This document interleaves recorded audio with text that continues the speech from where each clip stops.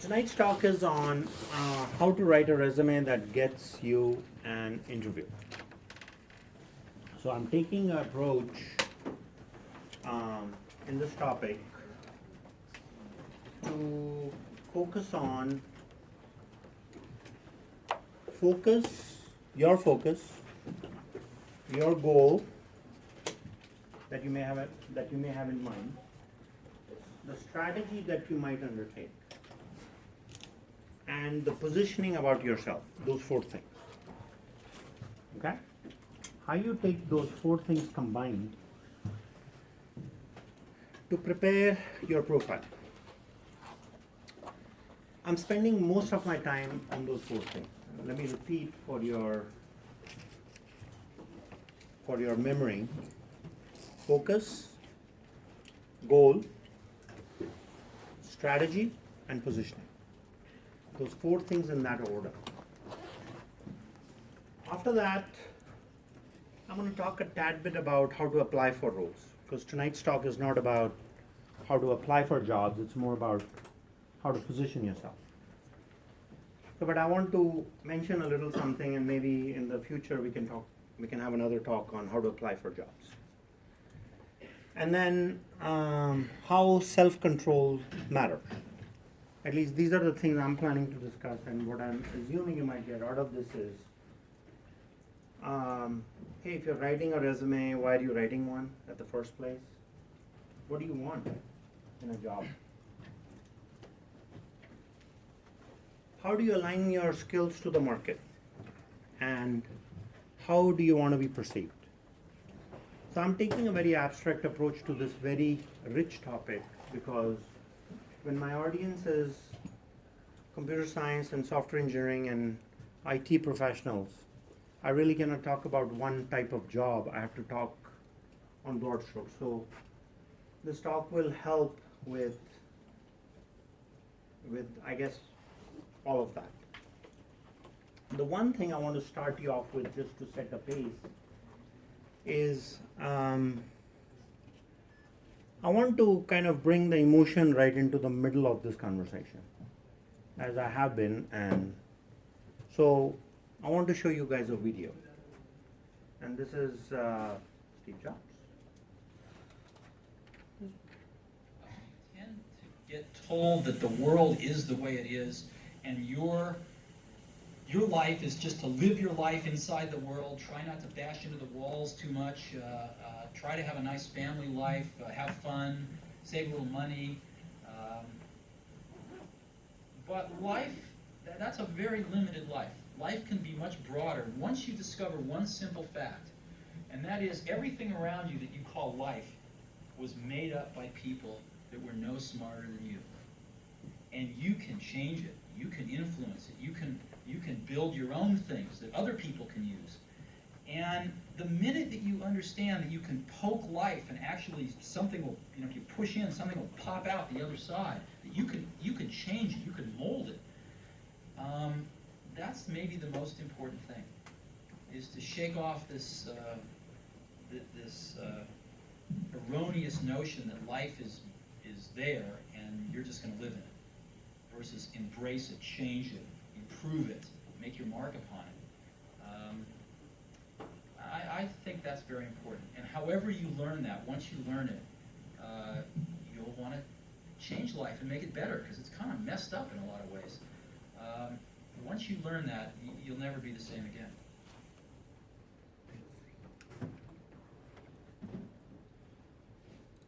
So the leader, Steve Jobs, in his own right, says things, and there are of course many videos out there, but this is something I wanted to say, but it's better that he says it, because he says it better. So the question really is, how many jobs do you want? It's not one job, right? So do you want a job where you're given a rectangle and you live in that rectangle? Or are you going to want to draw a circle around that rectangle and make that circle bigger and bigger, so you have your personal growth to the point where It's never ending. So how do you do that? Well, get to know yourself first. So there is this thing called the Keirsey temperament test. I'm not asking you to take it right now, but who are you as a person? What's your temperament? Get to know yourself. And you can also, if you take this very seriously, you can pay tons of money on tests like Myers-Briggs or Keirsey temperament that will help you understand more about you, but you can essentially take a free test and it tells you in a paragraph or so. And what I tend to do is take this every quarter because my temperament changes, because I'm growing, hopefully as a human being. I'll never grow up. I mean, I'm okay with that because I'm constantly learning. So, and I don't want to be a grown-up. I want to be a kid, actually. But that's a personal problem.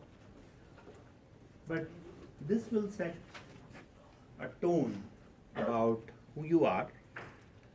And if you use some social aspects in this with your team or with the people that you know, it'll help you understand what are the different personalities. You can even read up on those, but it's better to know. Like if your friends are a certain temperament and they share that information with you, then it kind of helps you understand which kind of people you want to be around with and which ones you don't. It's very simple.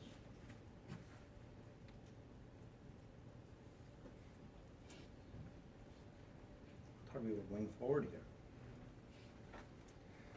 So then the question is, why on earth are you writing a resume? Well, there come those four words: focus, goal, strategy, and positioning. And where is your self-control in all of this? Right? See, generally when you're starting to write a resume, the focus, you got to have a very clear objective in your mind. And typically when we start writing a resume, so some of you are working professionals, some of you are in the state of college education, trying to get a degree and then write a resume. And so you're kind of working towards a profile. That is the to-be state of you, right? Whatever it is, there's a lot. If I decide I want to be a QA engineer, then I'm the investigative type. So my temperament, my persona has a lot to do with the type of job I should go get. If I don't solve a problem immediately, like, there are sometimes situations in life that come up and you say, well, if this thing is not solved right now, I can't go to sleep. You might be a developer because you all fix bugs in the middle of the night when your brain is empty and you have nothing else better to think about, so you fix a problem. Those kinds of things, while I'm not a human psychology expert by any means, just my personal experience tells me that my personality traits has a lot to do with the kind of job I should want. And there are diagnostics and counseling departments. I mean, there's so many tools out there that provide this, but the best tool is really you, for yourself, to really investigate yourself and say that, I didn't have these tools, I guess, or maybe I did, but I didn't know about them. That like 25 years back when I started my career in computer science, there were three main things I could do. And I'm kind of an experiential person, so I could either be a network engineer, a database person, or a programmer. Those were the three choices. That was fantastic. So what I did was consulting for 6 months, and doing consulting was really bad in those days. Because people would say if you're contracting, you don't look very stable. Not emotionally, job-wise. So obviously that is the opposite today. So I went through experimentation and figured out, what I like by trying it at the job.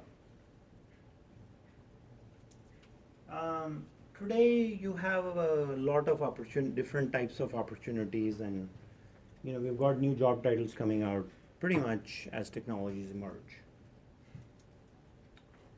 So figuring out your persona to then find your focus to say which type of jobs you might be a good fit for is the first starting point for writing a good resume, because that will give you the focus. Now, what if you don't get it right? Make a decision, even if it's wrong. Who cares?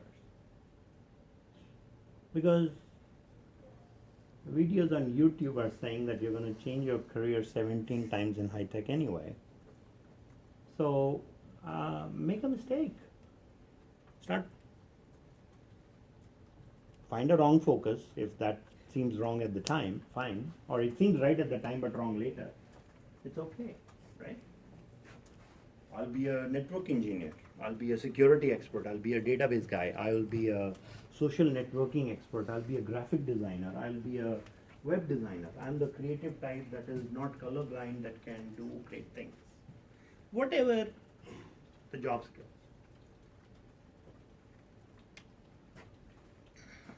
Then figure out your goals. I mean, you want to graduate, you want a happy life, you want to buy a bicycle, right? Or a vehicle with more than 2 wheels. Whatever the goals are. Because goals and focus are going to drive each other. Focus is not the same as goal, right? Focus is a career choice. Goal is achieved as a function of achieving that focus. And the goal has to be over time. Focus is more short term, goal is long term. Focus is like, I'm on 280 trying to get to LA. LA is the goal in 8 hours. But the immediate focus is, let's be safe, let's watch out. So you've got these two things that you have to manage constantly, right? So that's where at least it starts for me. So then comes the strategy that really takes you from your focus to goals. In high tech, your focus has to change and you have to be a multidisciplinarian. Colleges and universities in our US education system are not geared to build multidisciplinarians. You have to take that responsibility on your own. What I mean by a multidisciplinarian is that if there is a job that requires you to have 3 different deep skills, you can go and get 3 different degrees, because if we need psychology, computer science, and anthropology combined in one job, which is happening more and more now, we're still giving out, we have liberal studies programs, but we're still giving out degrees which are focused on one domain. I might be wrong about what I'm saying, but you need to be a multidisciplinarian, know multiple things. Now, the question that should really be asked is, especially if you're writing a resume, right? I want to versus I have to. There's a difference. If you can create a dream job for yourself that doesn't feel like work, that you would do even if you didn't get paid, that's a I want to. But if it becomes I have to, well then, you can watch more Steve Jobs videos. He clearly expresses this. Now, some key things that I've personally used in my strategy as I try to go from my focus to goals, and it exhibits itself in my resume. Of course, the next thing will be show me your resume, right? I'm not going to. My first strategy, suggestion. Do for others what you want for yourself. It's very abstract. Think about it. So, however this, I mean, you live in a social network, right? And social network, I mean, if you share a picture, then you can, I mean, there's all that shares and likes and things that appear on social networks that appear in our day-to-day as well.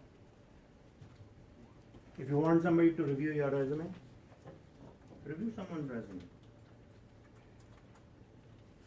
If you want a job for an internship to, I don't know, be a software developer intern, try to create your own and get a group together. Because everyone is thinking in a rectangle, in a traditional pathway. I've heard several of you guys say in the last couple of weeks is, I'm a De Anza student and nobody will recruit me as an intern because I'm a community college student. I have a problem with those statements. Damn it, create your own internship. Why don't the 3 of you get together or 4 of you get together, start building a product? I bet you go to one of the faculty members and say, advise us, half an hour a week. Start building a product. There's your internship. Do for others what you want for yourself. And then you have a project you can post on LinkedIn, and because LinkedIn is one of the professional social networks you guys are in love with, because that's where you post your skills to get hired, right? And then you get recommendations and references. Am I making sense? So start asking A+ questions.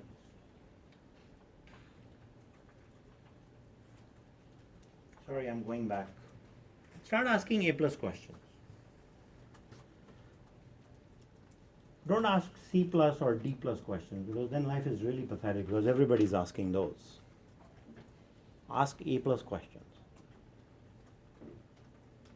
Your brain will come up with answers, because people that are creating products at Apple are just like you and me. They use their brain. How do they use their brain? They ask questions. Questions that the rest of the world does not. It's really that simple. So how do you make yourself? Well, it's an attitude. You have to get yourself out of the... You have to think different, which is also an Apple thing, right? You have to think different. I really admire... Okay. So once you've figured out what's your focus and what's your goal, go out and find what type of job you want to work in. Like, what's your job, ideal job? And come up with a few. Because sometimes you can't decide. I'm going to do a double major, computer science and computer engineering. Oh, and while I'm there, I'll do mathematics as well. If you are an overachiever, you're a multidisciplinary. Find a little bit of focus though, right? Rather than if you're taking your boat in a river with rapid waters, rather than the banks and the corners and the stones and the pathway driving your path, try to take a little bit of control with that focus and goal thing. That'll help the navigation. Yeah. Find a bunch of jobs, like I want to be a Q engineer, software engineer. Those are the job titles I tend to tackle a lot. Oh, project manager, It's one of my... Then go, let's say you decided one job that you want to be. So we're thinking of your to-be state, right? So you're looking at, say, I want to be a software engineer at Google. I want to be a software engineer at Facebook. or in the health sector or financial sector. Go and look at companies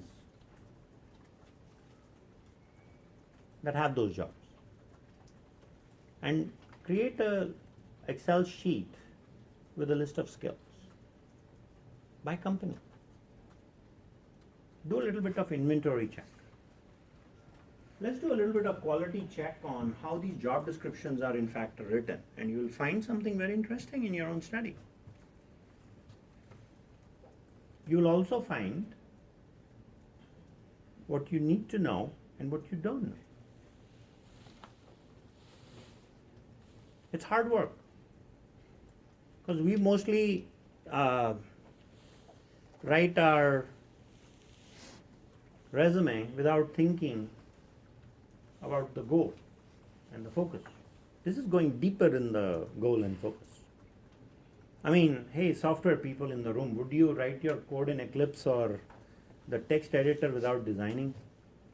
I know some of you do, and some of you draw your class diagrams later.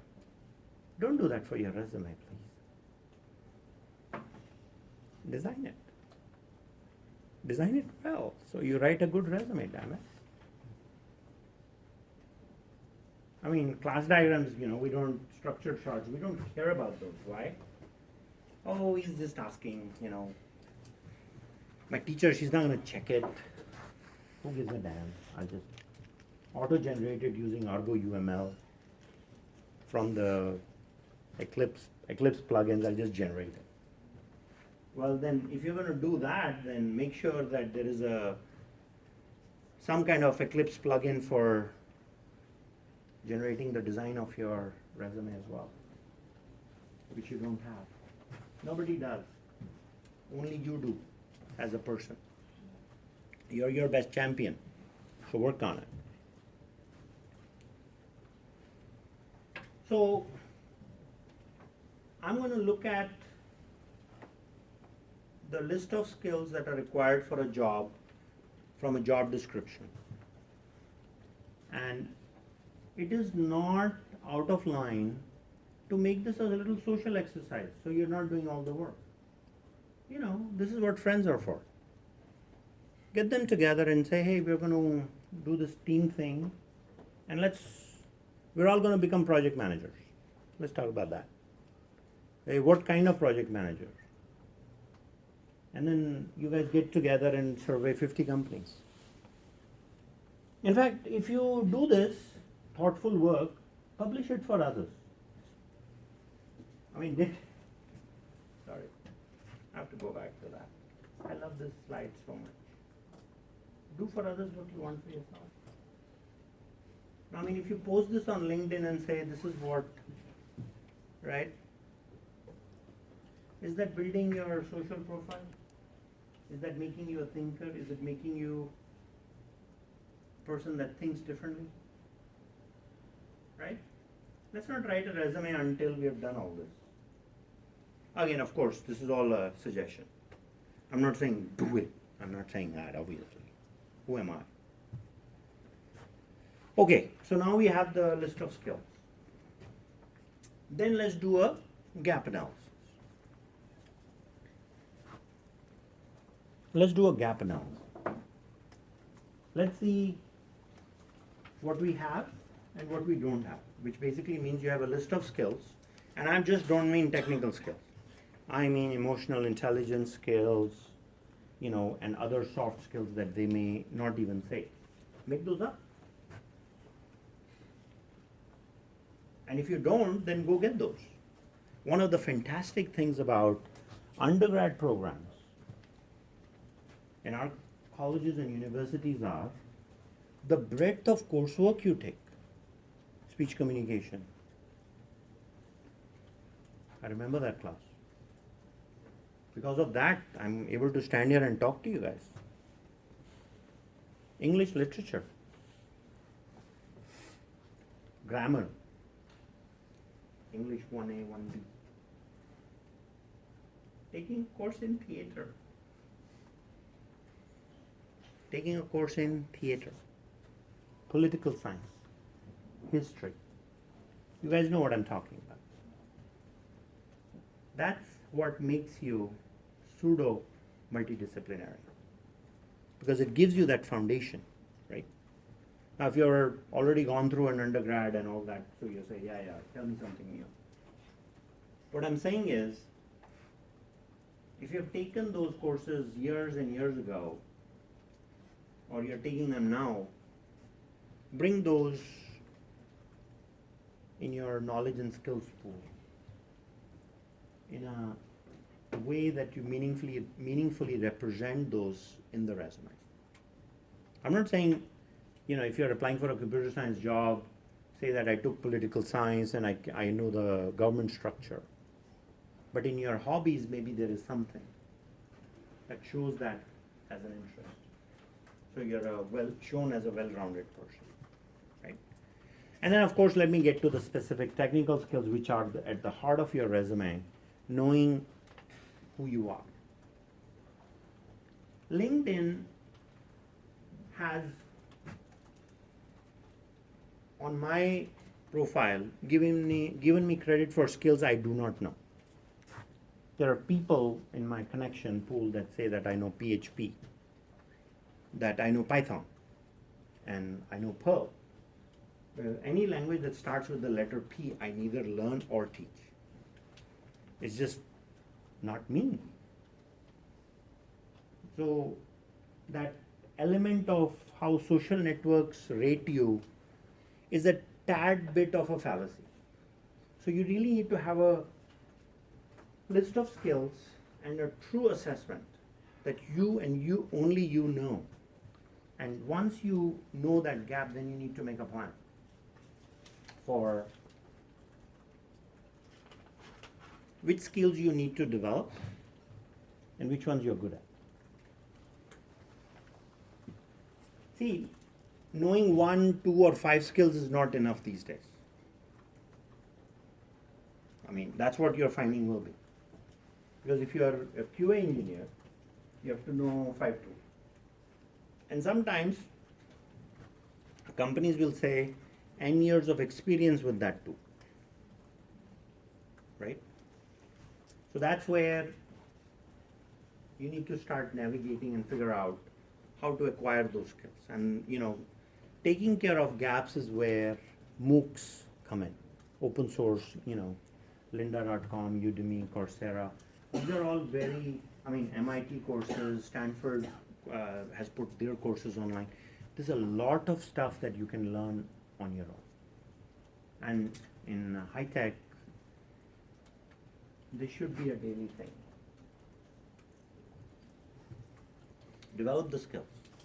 You can also get certifications. Certifications are respected.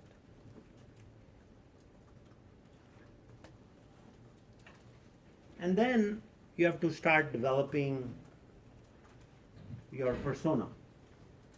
Because resume is one tool in the job hiring process, in my opinion.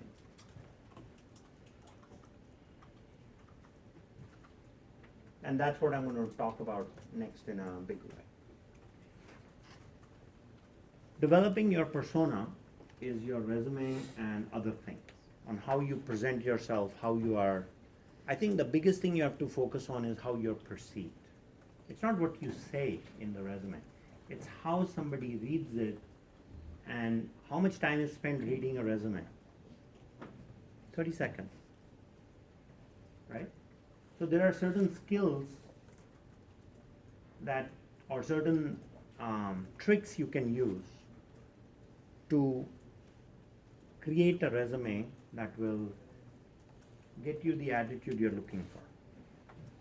But in your heart, if you're clear about your goal and focus, your focus and goal in that order, your strategy will work in developing that persona in the ether around you. So when the world is perceiving you as a person with certain skills, then they'll just know. Because the traditional methodologies of applying for a job, right, through a resume, those days are gone. Right? Hiring is changing. In fact, people that are selling tools in human capital management are saying it's becoming a lot more digital than it was. I don't need to tell you all the things. You already know. So when looking for jobs, there are two things. One is have forward-thinking emotions. And I've put this on the slide for a good reason. If you are going to be a software developer and you know about, say, language generation, first, second, third, fourth, start thinking about fifth generation. Right? If you are learning Ajax and HTML5, and you have, let's say you have a mastery in one language. Okay, what are the limitations, right? What are the ends? And what can happen further? Start looking at not just learning a technology or a tool, but why it exists in an ecosystem, what are its limitations, and why is that needed, and what are some new things, right? That's forward-thinking technically. And I call it a forward-thinking emotion because if you don't feel it, right, and you're trying to do it literally, it's not going to happen. But if you do it with an emotion, I guarantee it, the A+ questions will come and you'll find the answers. I think the biggest thing is going to be you're going to find the energy. Because working in high tech, as you and me both know, it can get very tiring with information overload and the volume of data that you're dealing with. So build the skill of learning quickly and then forgetting what you don't need. Learn quickly, document, and forget. Learn quickly means understand. And of course, surround yourself. Network. Now, if you go work at Apple, one of the things about Apple is that it's a startup-like environment still, but very collaborative.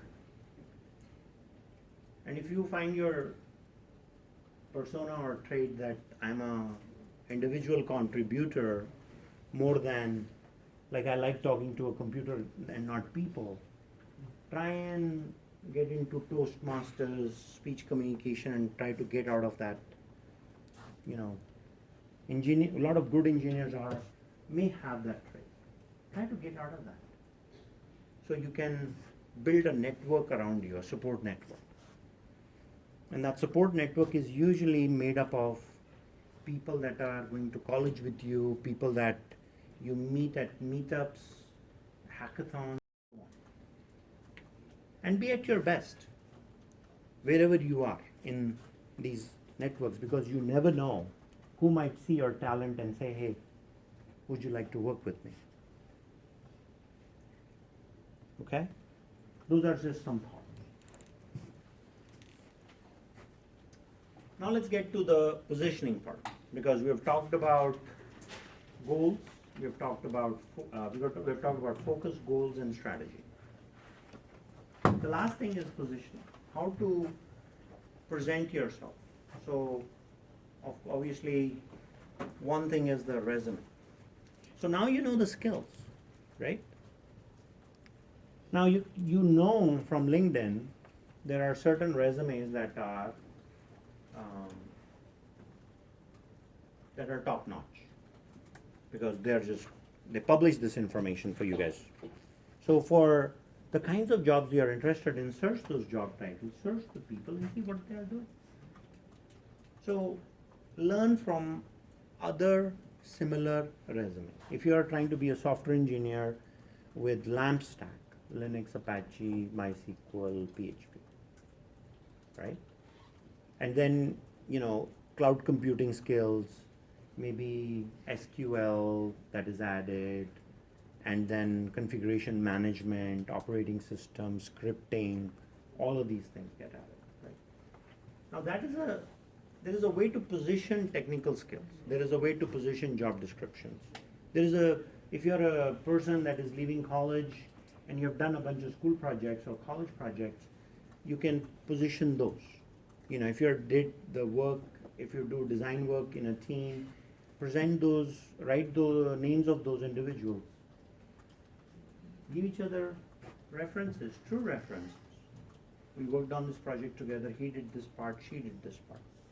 And then we delivered this, and then talk to your faculty and see if they'll give you a recommendation on LinkedIn. Totally fine, right? Learn from other similar resumes and create your own template.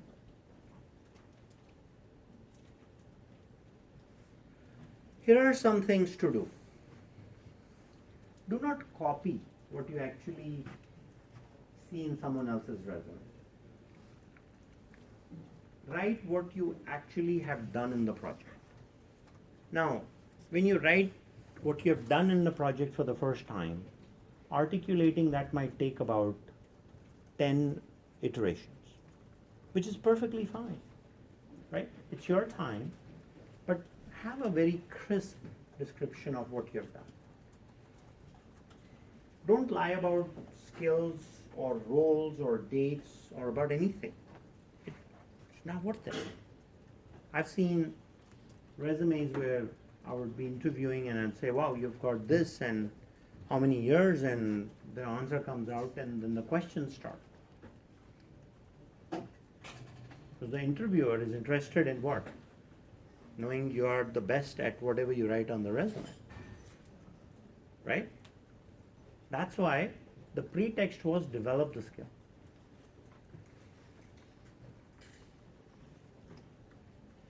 Now, usually when you apply, you will post your resume on some public network. Here I am, come get me.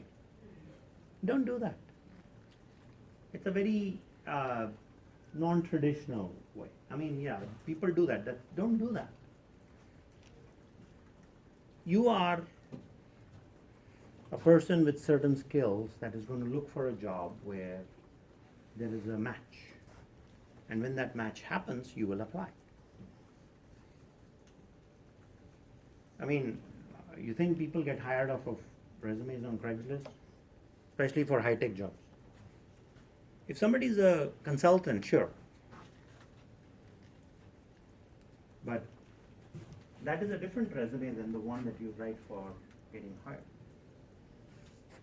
Now, when you do apply for a position, I'm going to talk a little bit more about this in the end. Let's start when you apply. Look at the job description that you're applying for. And this is fine, because when you scan when somebody's scanning your resume, and if it's not an electronic scanner, which is basically a word comparison, if it's a human, what are they? They're skimming over resumes. What will catch their attention? Things in bold. Highlight this. That's not lying. I can have the same resume that looks different with the same words, right? But certain things that are bold will catch your attention. Maybe I should have given you an example here of things that I wanted you to focus on by making them bold. But I wrote this entire deck in 30 minutes, so sorry. Lots of things going on here. So then when such a resume is written, you should get it reviewed by your colleagues, by friends, by potentially hiring managers. And see what perception the resume gives.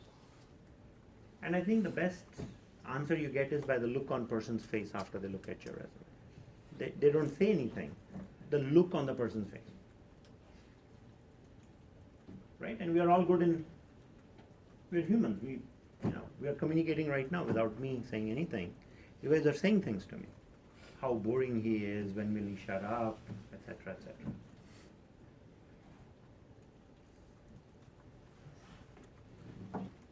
So, your emotion is kind of, again, in the middle.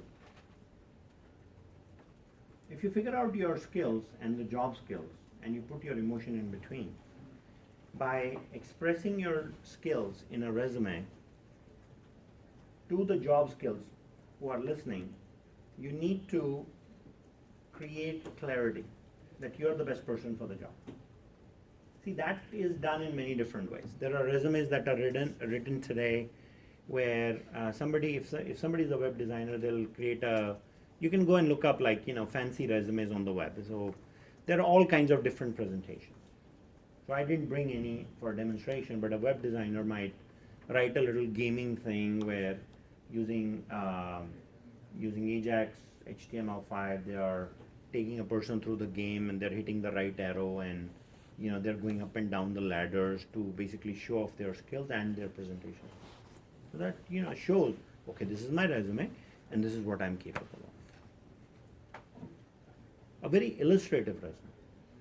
Sometimes you can take your skills and create clarity and energy by looking at the job description and writing a cover letter that your company is not doing this right now. If you hire me, these are the kinds of things I'll come and do in the company. That will set you apart. See, job applications are what? Let's go to Indeed.com, search for 100 positions, click, submit. Somebody will call me. So you treat their job descriptions like that. They treat your resume the way you treat their job descriptions. Make sense? Do for others what you want from them. Comes back again.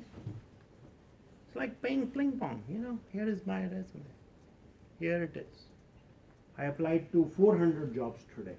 I'm not getting any call. How long did it take? 2 minutes. 10 minutes. No. It should take 2 hours to apply for a job.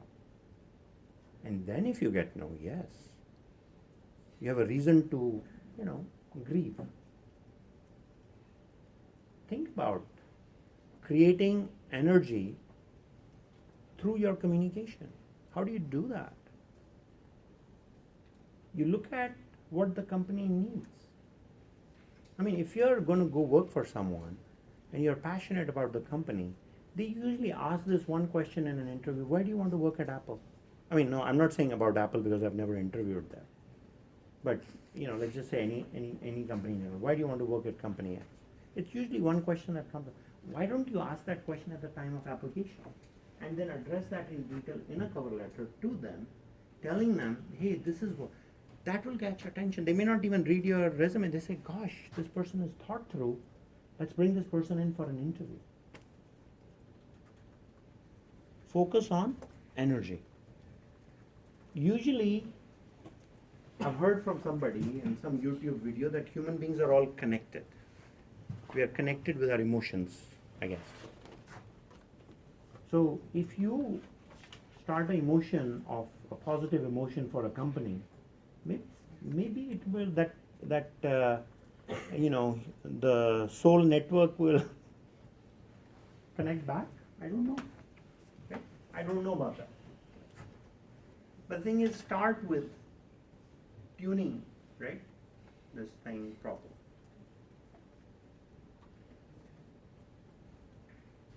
So obviously you do have your profiles. Be careful about what you say on Facebook or the 30 social networks you may have accounts on. Maybe shut them down. If there's nothing that is, see, there is a persona that is built in the digital world. If I do a share, I do something, right? It says something about me. If I like a certain video, a certain picture, on all these social networks, that's your digital profile. And you can have one authentic source, which is your own website and your technical work that is showcased. Great. But that's only one of many other places where your information is out on the internet. Let's make that useful for ourselves. As long as we are building a virtual profile, why don't we build a profile that will talk about a persona? So if I want to be a project manager, let me start looking at articles for Agile and Scrum on LinkedIn. Let me start learning and responding to some articles in the discussion board. Let me participate in those discussions. If there are articles I'm going to like, let me focus on my goal and focus. What will that do? Two things. One, it will build your profile. Second, it will start educating you about what's going on.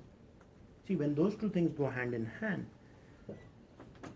I mean, I'm not certain if in hiring practices, again, I'm not a lawyer, but what is out there about you that is publicly searchable, right, is information that anybody can use. So why not let it be, if I'm a software engineering professional, hey, why don't we create a 5th generation programming language where you can have a point and click interface to build web apps and mobile apps. So you don't need software engineers to write code. So those kinds of things,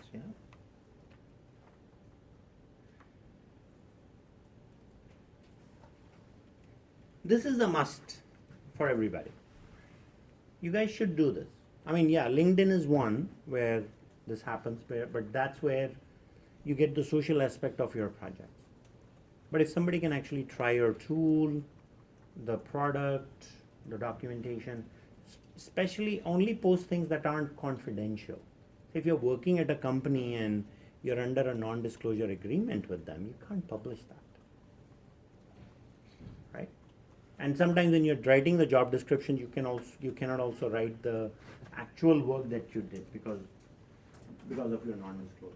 So you need to be respectful of that. And then meetups and networking, because now we say, okay, we've got a profile, we've got a resume that is vetted, it looks good. How do we show our interest, our keen interest towards a specific profession? And that happens through, participating in hackathons and this and that. Meetup.com, perfect.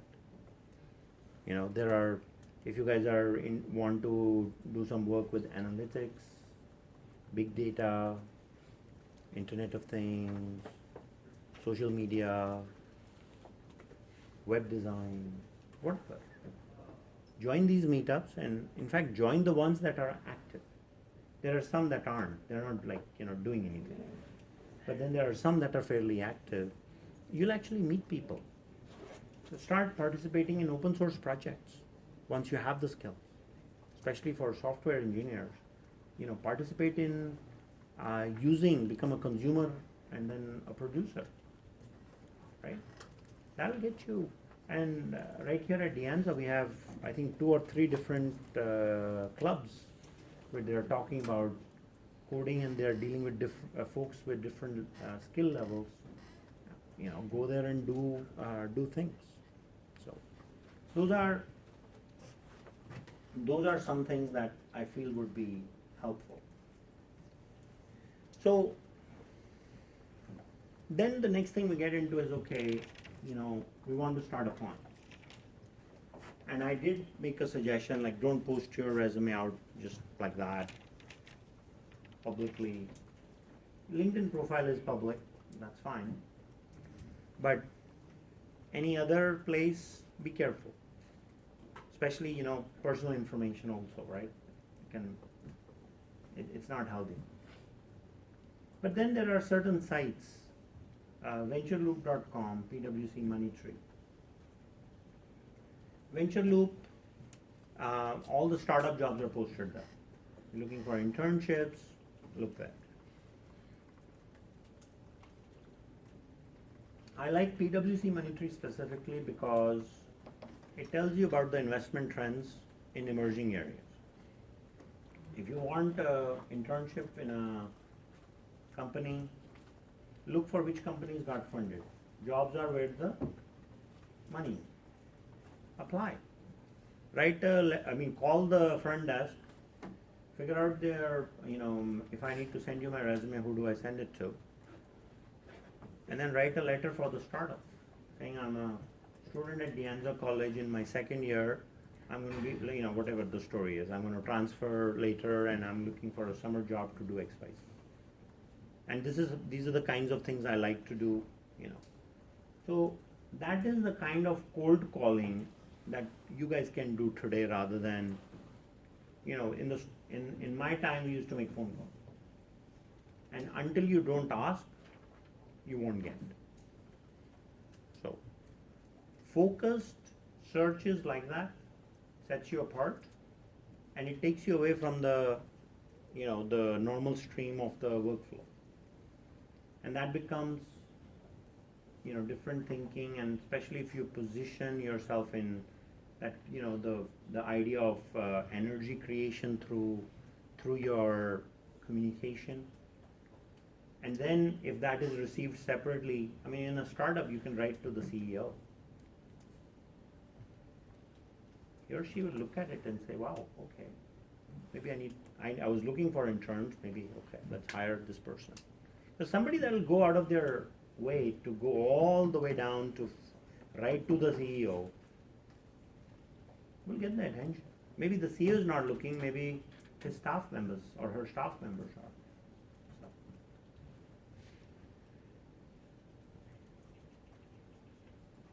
And then there is self-control. This was one bullet I had put up in the end, in terms of applying. Bless you. Show your new employer why they should hire you. And how will their company be better? Because, if you have done all your homework, and let's say you're looking at the next storage company that's making the next stage of technology, obviously you've studied its network appliance and Nutanix and EMC, and EMC lacks this, and this company is going to do this, and you want to just come in and hang around with cool people. That's not enough, right? You have to get technical. That forward thinking helps.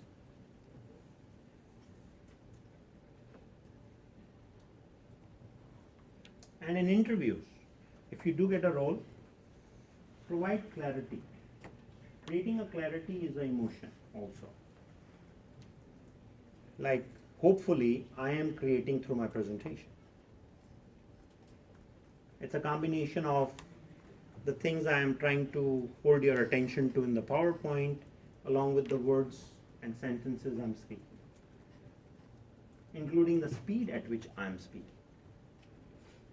Because with an accent like I have, if I speak too rapidly, maybe things are not understood. It's like, what was he trying to say?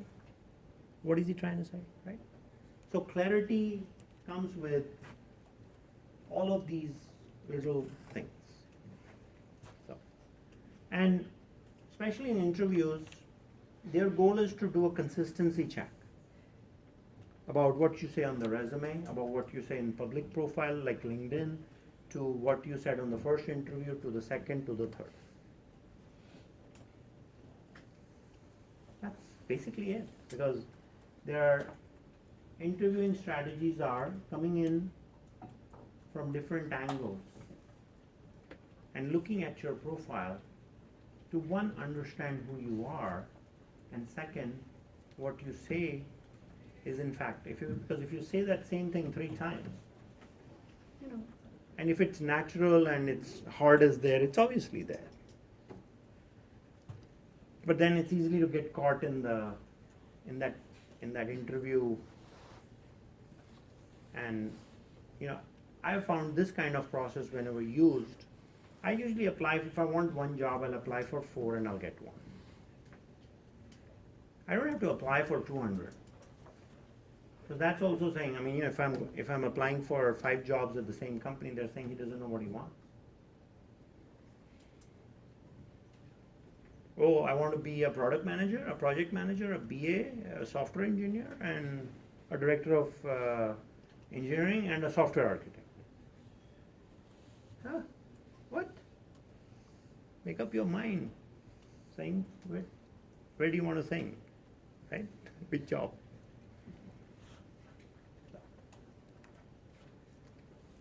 Oh, this is another video I'm going to show you. Also a beautiful one.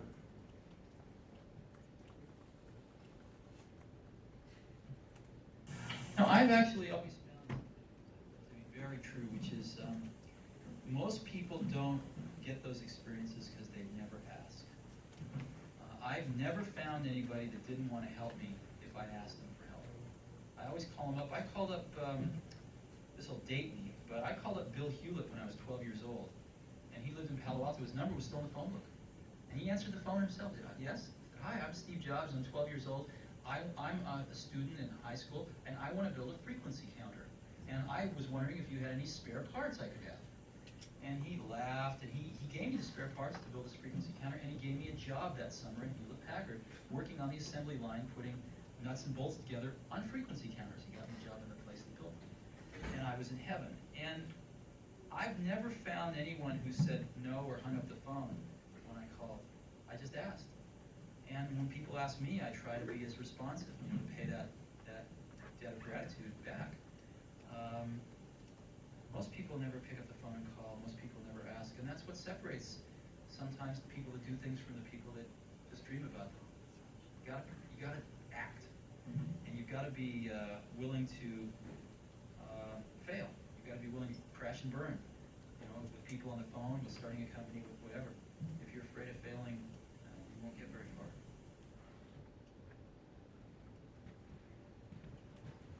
So with that,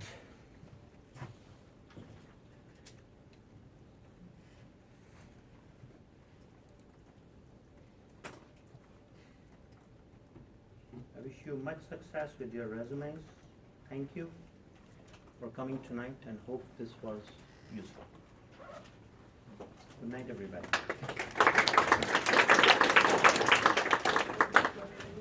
These slides will be on the ANZA's website, our CIS department's website.